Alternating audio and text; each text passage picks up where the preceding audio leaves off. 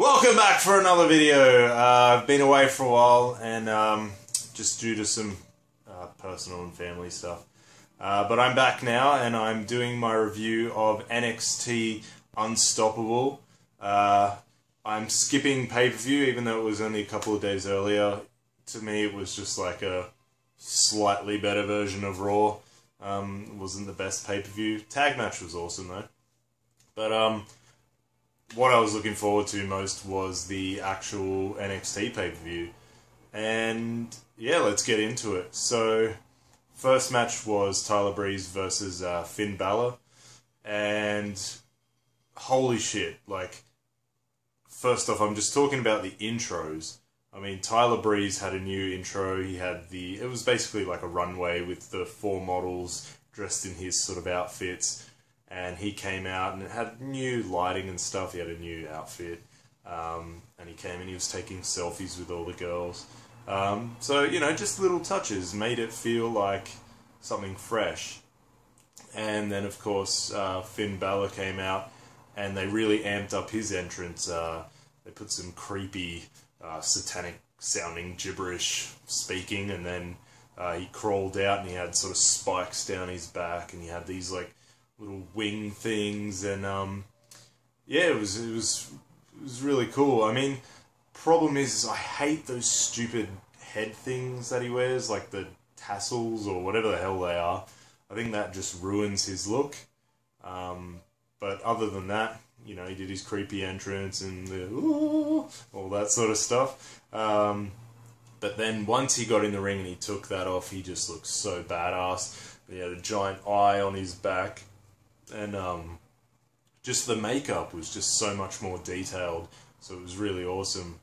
Alright, so now as for the match itself was pretty average. I mean, it was supposed to be a triple threat. I don't know if going from a triple threat like that was planned, then going to just a singles competition. I don't know if that played a part in it, but it wasn't the best. Like, it was pretty much a generic match. I mean, Finn climbed up on top of like the little entrance ramp and you thought, oh, he's going to do some crazy flip, but he pretty much just dived and did like a clothesline sort of thing, and it was pretty average. Yeah, nothing really fancy. It was just a generic match, which was a bit disappointing. But, I mean, still better than a lot of matches out there, so can't really complain too much. So Finn won the match, which honestly, I could have gone either way. I love both those guys. They both do amazing work. Next match was the tag team match between Dana Brooke and Emma versus Bayley and Charlotte. Now, I don't know. I'm not really a fan of Dana Brooke yet. Just she has that really ditzy, bimbo-y voice, and all I've seen her do is really a couple of punches and a finishing move. She doesn't really have a move set yet.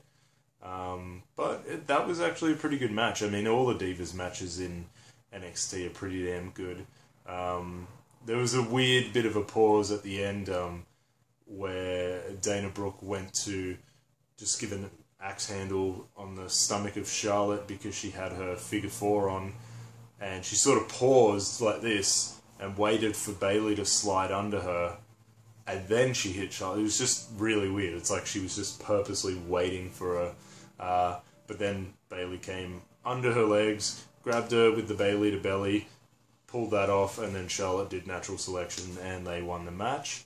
Emma's new gimmick's cool. I like the fact that she's going creepy and the crowd's all chanting "Evil Emma." So I think that's cool. So she had a little bit of a new look, a bit of a darker hair colour. Yeah, I thought that was a good match.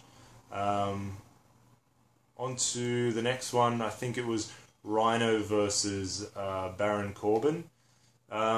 This is funny because Baron Corbin I always thought was sort of like that Roman Reigns, like, oh, I'm a Lone Ranger, I'm a fucking bad guy. Like, I'm a badass, not a bad guy, I'm a badass. No, I don't need no help. And usually those guys are the faces, not the heels. But I think he's becoming a heel now because as he was fighting Rhino, He was just doing moves that generally a heel would do. For example, Rhino climbed up on the top turnbuckle and he just gave him a push just directly to the floor, which was pretty brutal, but not really something a face would do.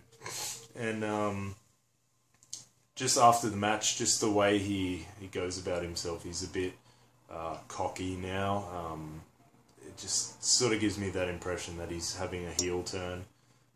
But yeah, that was a good match.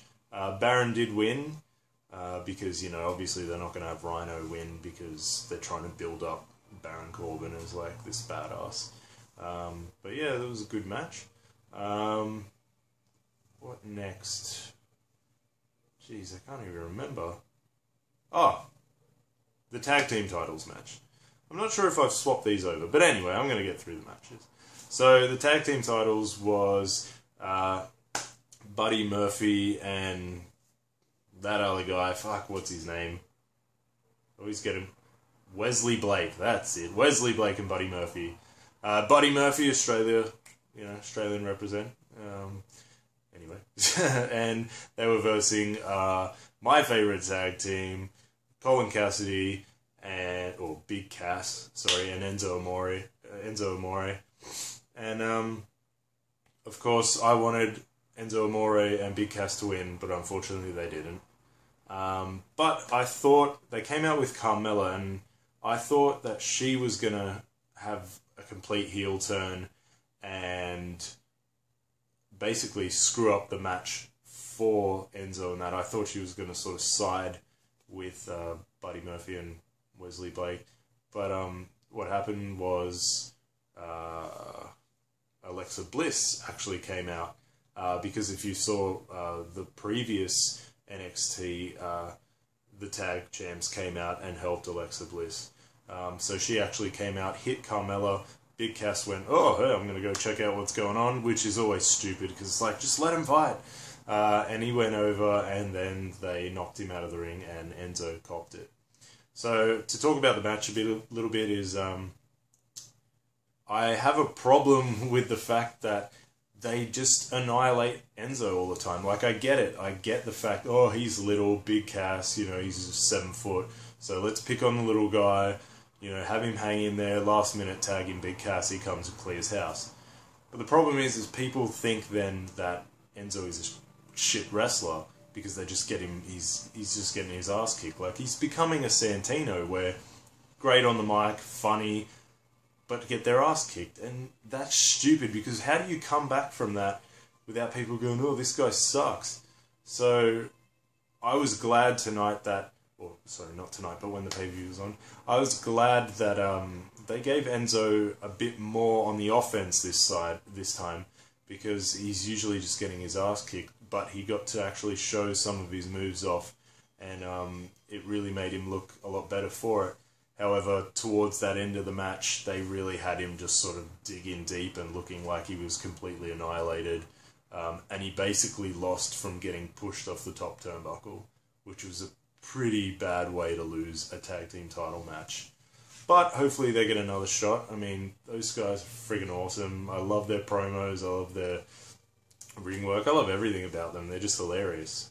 So, on to the next match. I would say match of the night, which was actually the Divas Championship. Sorry, Women's Championship.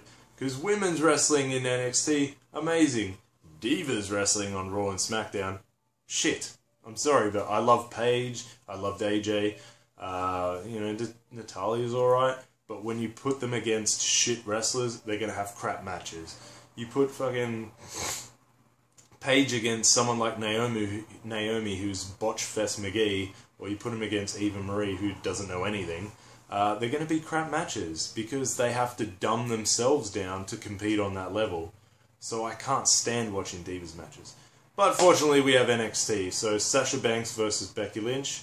Becky Lynch came out, and again, back with Enzo and that, they had a bit more of a new attire. They got a new t-shirt. Colin's got his new trunks.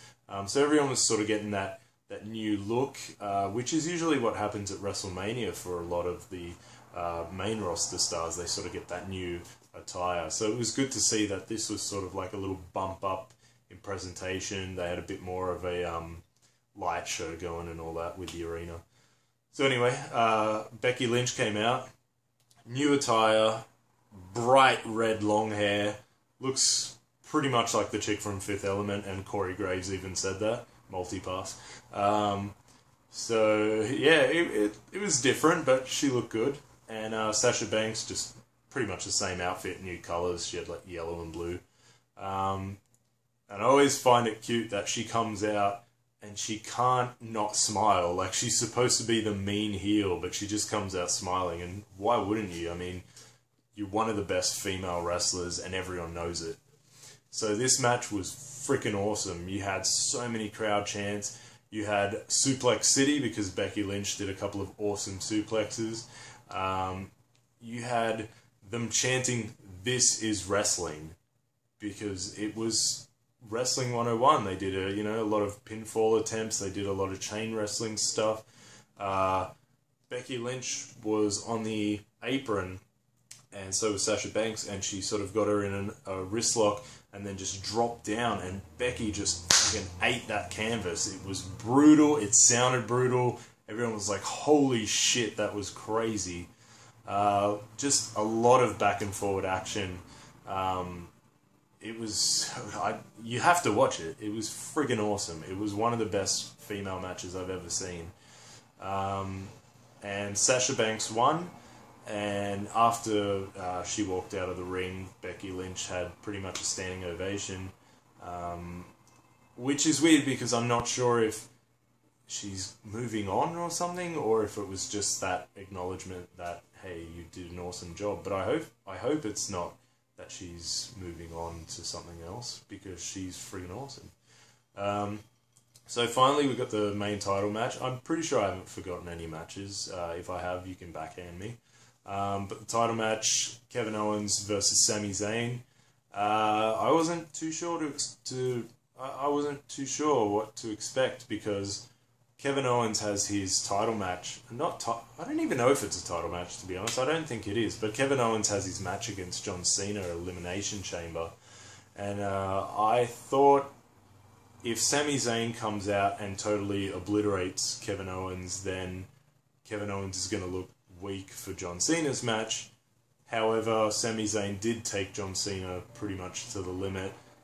So it, I thought, okay, either way it could be good.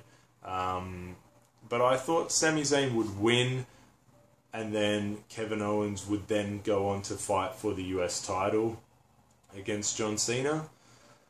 However, it didn't play out that way. So basically, unlike the last match they had, Sami Zayn was absolutely kicking ass, taking it to Kevin Owens.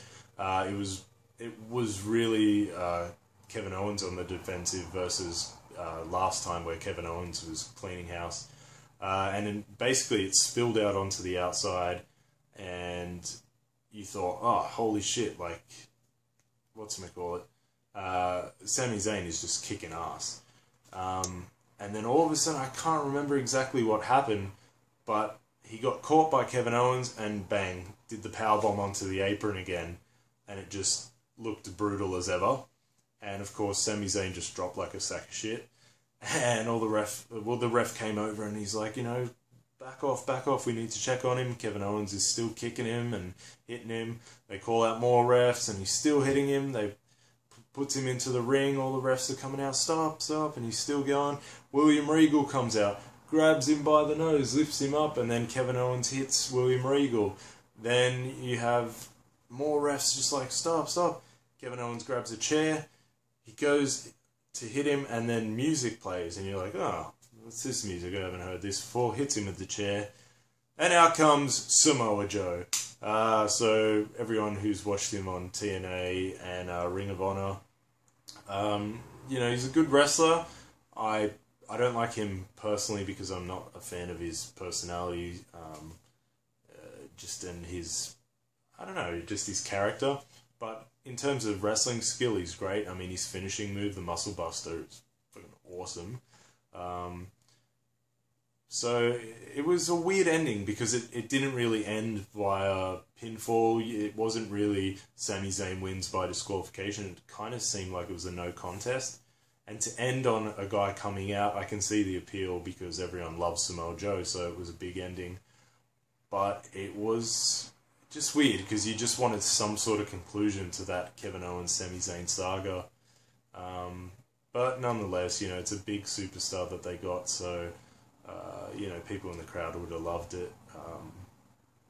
So that was the pay-per-view. It was a lot better than Payback, that's for sure. The only good thing about Payback was that brutal cut that Dolph Ziggler got straight on his head there from headbutting Sheamus and pissing out blood. I haven't seen that much blood since Shawn Michaels.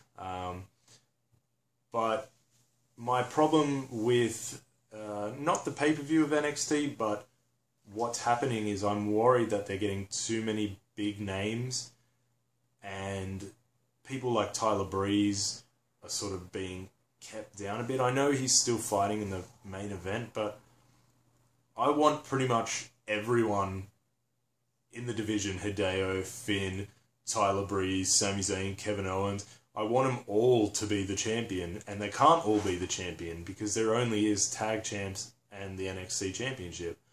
So I'm just worried that they're going to overcrowd it, and there's only a 1 hour show. So there's only so much you can show. Sometimes we don't see superstars on NXT for a month before they get another match because there's too many with not enough time. So I think if you're going to keep adding more people, you can see the popularity's growing. They need to put it to a 2 hour show, and they need to put the pay-per-views to a 3 hour show. That's my opinion. And I think at the moment you probably don't need another title, but it wouldn't hurt to just sort of have one more title, sort of like their Intercontinental title. But either way, you could go either way. I just think extending those shows would definitely be beneficial. And I think a lot more people would get to see the wrestlers that they like a little bit more often. So please, WWE, just do that and it'll be perfect. So there will be Elimination Chamber coming up at the end of the month, which is 3, not 6, 3 pay-per-views for the 1 month. So I will be doing a review on that as well. And they're going to have the first ever Tag Team Championship Elimination Chamber match. Which is weird. I don't know how they're going to do it. I don't know if they're going to have one person from each tag team in the ring at the start with each of their partners in the pods, or if they're going to have 2 men in pods. I don't know how it's going to happen, but it's cool that they're doing something different. And I think they're doing the US title, or not the US title, no, the Intercontinental title in one of the cell matches. I don't know. But regardless, I'm going to be talking about it when it happens. So thank you for watching my review. Sorry if I stutter and stumble, because I like to do this just off the top of my head. I don't want to read off some scripted thing that I wrote, a night or two ago. Because I just want to go off my personal feelings about it, and hopefully you guys enjoy that more. Let me know what you think about it in the comments. Leave a like, subscribe.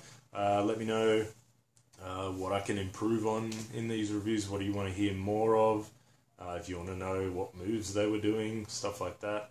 But yeah, thanks for checking it out, and I'll see you guys for Elimination Chamber review. Thank you.